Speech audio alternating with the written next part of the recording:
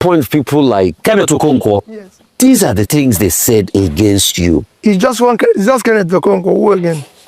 But it's a valid point of view. I mean, and it's an echo chamber. If 12 persons that followed Jesus, one went against him, how about me, who millions followed, and you're counting those who went against me? Listen, people must go against you, people must speak against you, and their own listen. I still remain consistent and not changed.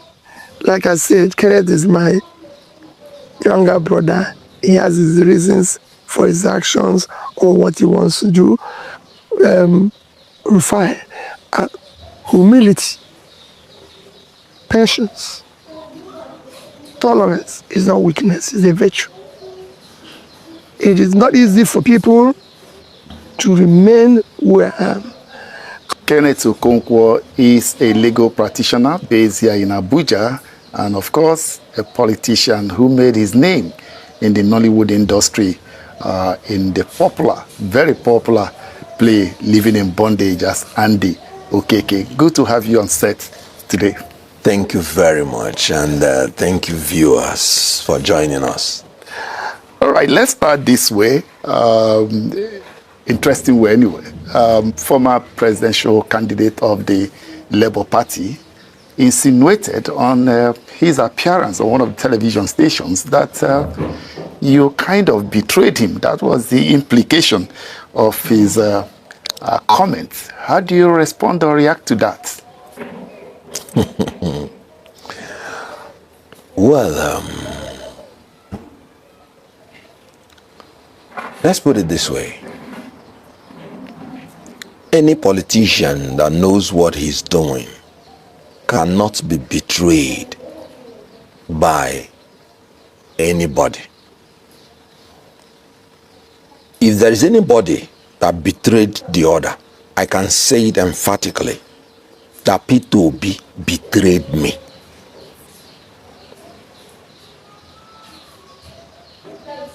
That was Peter Obi, the former governor of Anambra State and the presidential candidate of the Labour Party in the 2023 presidential election, talking about Kenneth Okonkwo.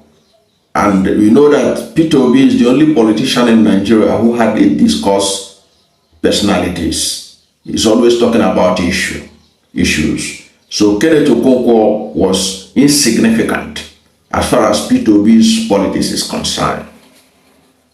But what brought up the issue of Kenneth Okonkwo was Rufai Oseni of Arise TV asking him that people say that you are weak, that you're a weak fellow, that one of the problems they have with your leadership that you are weak. And he said people like Kenneth Okonkwo say that you are weak. That was why Peter Obi even have to talk about Kenneth Okonkwo at all. And he didn't dwell on Kenneth Okonkwo much. He was just talking about the fact that everybody cannot like you. Now he used Jesus as an example. He had 12 disciples, but one betrayed him. But he didn't put it in better, but only one went against him. And he challenged Oseni to show any other person aside Kenneth Okonkwo. You can say that Peter Obi never expressly said that Kenneth Okonkwo betrayed him. He only made an allusion to the fact that there is no way everybody will like you. There is no way you are a leader and you expect that people will not go against you or talk against you. That it is a given. He only used that of Jesus to give an example. Okay? Now, but look at the way Kenneth Okonkwo responded to him. It's like he had been waiting for this opportunity all his life to literally finish Peter Obi off. You can see his reaction. You know that Peter Obi, in that first video you watched, never clearly said that he betrayed him. But he only used that to show that if everybody cannot love Jesus, if all his disciples cannot love Jesus, be loyal to him, Who am I that people will not talk against me? And he even challenged himself. He said, he didn't mention any other person. But look at the reaction of Kenneth Okonkwo. It's like that's what he had been waiting for. He called Peter Obi that Peter Obi is a betrayer. But here Okonkwo is the betrayer. Why Peter Obi did not call him a betrayer? I think I'll take liberty from what he said about Peter Obi to say that he now has earned that title of being a betrayer. Why did I say so? Now, if you look at all the people that have been spokesperson for Atiku Abubakar and the people that have been spokesperson for Peter Obi, Reno Mokri, Daniel Buwala, show me. You see all these people, despite the fact that they are now singing these songs, praises of Bola Ahmed Tinubu, who they used to condemn before, who they used to describe as a person related to drug trafficking and all that, who forfeited $460,000 process of narcotic to the United States government. These people that have gone back to Tinubu, you hardly see them talk ill about Atiku Abubakar. You hardly see them talk ill against Atiku Abubakar. Both to Reno. In fact, Reno the other day was both challenged Paul Ibe, who is now the spokesperson of Atiku Abubakar, to show him where he has ever insulted Atiku Abubakar. But Kenneth Okonkwo didn't learn that lesson. He was ready to fire from all cylinders. In fact, if you watch the interview of over 40 minutes where he was talking all these things about Peter Obi, it was hard to watch. He was even threatening that he has just talked the one that is in public domain, that he's waiting for Peter Obi to say the one that has to do with private, then he will explode in all cylinders. What is it that Peter Obi will discuss with him in private that he will talk about that ears have never heard before? What is it he's going to say? Is it worse than what Abure has already said? The other day, Abure threatened that if he opened his mouth, so everybody just threatening Peter because they see him as a gentleman. Can they open their mouth and talk about Atiku Abubakar, who is now the darling of Kenneth Okonkwo? Remember Kenneth Okonkwo, with all the things he was talking about, he said Peter Obi was indecisive on the leadership of the Labour Party and all that. Now, when Kenneth Okonkwo left Labour Party, one of the things he did was that he said that he has resigned from Labour Party. And then he was all over the place saying that President Bola Ahmed Tinubu, Atiku Abubakar, Peter Obi, that they should not contest in 2027 election, that they should give way for a new set of leaders to emerge. That was his sing song all over the place. Anytime he had a media opportunity, keep on saying Atiku Abubakar, Peter Obi, President Bola Ahmed Tinubu, that they should not contest in 2027. That was his sing song until all of a sudden we had him use his own hand to publicize it. Nobody asked him. One day, Nigerians, especially those of us who operate in media space, we saw where he was tweeting that he had a fruitful discussion with Atiku Abubakar. He shared, he released the photograph he took with former vice president. He said he had a fruitful discussion. So what was the fruitful discussion that Kenneth Okonkwo had with Atiku Abubakar? Is it that Atiku Abubakar has now agreed with Kenneth Okonkwo that he will not contest in 2027? Because that would have meant the discussion he had with him was fruitful. Because before then, he was saying Atiku should not contest, Peter Obi should not contest, Tinubu should not contest in 2027. He now had a meeting with Atiku Abubakar and came out and said he had a fruitful discussion. But it has now emerged that that meeting was not anything fruitful. If we are to believe Kenneth Okonkwo, who was saying that Atiku should not contest. Now, from all indication, he's among those who are now working with Atiku Abubakar so that Atiku Abubakar will emerge as a candidate of the coalition. That was why if you watch the whole interview that Kenneth Okonkwo granted, that in the interview where he was saying that Peter Obi betrayed him, if you watch the whole interview, he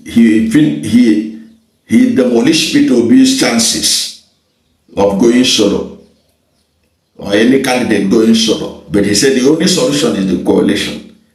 Why was he saying coalition? Because that is where Atiku Abubakar, there's no way Peter Obi will participate in that coalition, that coalition will not produce Atiku Abubakar as the running mate, as the presidential candidate.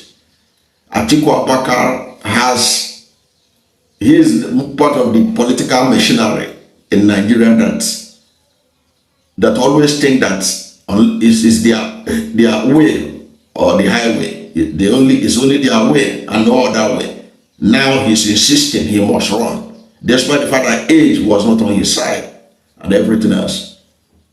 He's insisting he must run. And there's no way in that coalition, if they do it, Atiku Abubakar will not produce as the presidential candidate. So you can see that he was so excited when talking about the coalition, that is the only solution. That is the only solution. And in his mind, it is that they are working for Atiku Abubakar. You can see that he is not for Peter Obi. Even though if they had to do the coalition, he has already said that Peter Obi cannot be able to defend his presidency, that they voted for him before he couldn't defend it. So Atiku Abubakar is the person he believes is likely to believe that will defend the presidency. And as I keep on telling people, Atiku Abubakar contested contested against Goodluck Jonathan in 2011. There was a kind of coalition to know who will emerge as the candidate to represent the North. He contested against Adu Iguzo. Adu Iguzo was National Security Advisor. National Security Advisor to Obasanjo. He contested against General Ibrahim Babangida, who is a political force in Nigeria. He contested against Bukola Saraki, who was then the governor of Kwara State, who was ending his tenure, and Atiku Abubakar. Adamu Chiruma was the chairman of the committee to select a candidate out of the coalition who will represent the North to challenge Goodluck Jonathan in 2011. Many people looking at it will think that Babangida is going to emerge from that, or General Guzo, because of their antecedent, their connection and everything. But Atiku Abubakar maneuvered them. So Atiku Abubakar will do the same thing in this coalition. And that is exactly what Kenneth Okonkwo is looking forward to. Okay? So you can see that Kenneth Okonkwo will be happy to demolish Peter Obi, to talk against Peter Obi, but watch him since after that meeting, which he publicized by himself. If he had heard that meeting secretly without telling us, we wouldn't have known. But since he publicized it, watch his statements. He has never said anything ill against Atiku Abubakar again. That is where his mind is.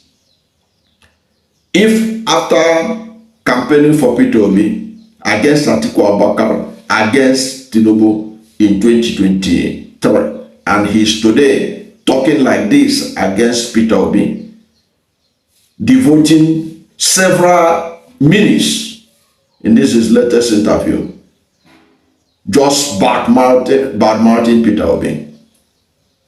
It shows the kind of person he is. It shows that he is not reliable. And let him also, he ought to have known that Peter Obi momentum is not because of Kenneth Okonkwo. Because if Kenneth Okonkwo feels himself, he is a political force to be reckoned with in the class of Peter Obi. Because if you see the way he was talking about Peter Obi, he was talking, mentioning the name Obi in a so condescending way that you will ask yourself, is Peter Obi his mate? You can see the way Peter Obi talked about him. Peter Obi talked about him, he said, my junior brother, Kenneth Okonkwo. Peter Obi was very respectful of him because he has always been like that. But that's what they take as a weakness. But that is a strength on his own. So Kenneth Okonkwo, by what he said in that interview, and by his actions, dancing to the tune of Atiku Abubakar ahead of the coalition, while diminishing the chances of Peter Obi going solo, he has shown clearly that he is a betrayer. He betrayed Peter Obi. No doubt about that. If that is what he feels, that the Peter Obi calls him a betrayer, then that is what he is. He betrayed Peter Obi, and not the other way around. He is not in a position where Peter Obi will betray him. Betray him as what? Was he a leader in Labour Party? He was not a leader in Labour Party. He was only a spokesperson in Labour Party. He was not among the elected officials. So the idea that Peter Obi betrayed him when you are not an official. If he had been an official of Labour Party, and then Peter Obi recognized another camp, different from the camp or from the executive ESCO that he belongs to, or National Working Committee, or the National Executive Committee of Labour Party that he belonged to, he would have made a lot of difference. Even whether Peter Obi support Abure's faction, Peter Obi supported Nena the Usman faction, he doesn't belong to any of these factions. So on what basis is he claiming that he was betrayed? There was no basis, but it's just an opportunity for him to perhaps to show the Atiku camp that he has severed relation with Peter Obi and that he is with them. But let us see how far they will go without Peter Obi. Let us see how far any coalition will succeed without Peter Obi in this country. Let us see and watch how they can succeed without Peter Obi being the arrowhead. From all indication, Kenneth Okonkwo does not want Peter Obi to be the arrowhead of the coalition, because he had already said it that Peter Obi is weak. So he's not going to work for Peter Obi to be the arrowhead. He's likely to be working for Atiku Abubakar, who in his mind is a strong leader who will defend his vote. Let us see how far they will go without Peter Obi. As far as I can see, without Peter Obi, any coalition you are talking about is dead on arrival. Whatever is your position on Kenneth Okonkwo's betrayal of Peter Obi, whatever is your position about Kenneth Okonkwo's assertion that Peter Obi betrayed him, and from what I've told you here, that if there's anybody who betrayed anybody, it's Kenneth Okonkwo that betrayed Peter Obi. Kenneth Okonkwo is not in a position where anybody will betray him when it comes to the Labour Party. He is not an executive official of the Labour Party. He has never contested the election under that party. So on what basis can Peter Obi betray him? He is the one that betrayed Peter Obi. That's my position. I don't know what to think. But whatever is your position, let's hear from you at the comment section. Thank you for watching this video. And if you are new to my channel, you have not yet subscribed to my channel, please subscribe to my channel. Hit the subscription button, hit the notification bell. When you subscribe to my channel and hit the notification bell, anytime I have a new video, you'll be among the first to know. God bless you. And please don't forget to like this video, because when you like it, God will rank it high and recommend it for more people. Thank you, and God bless you and yours.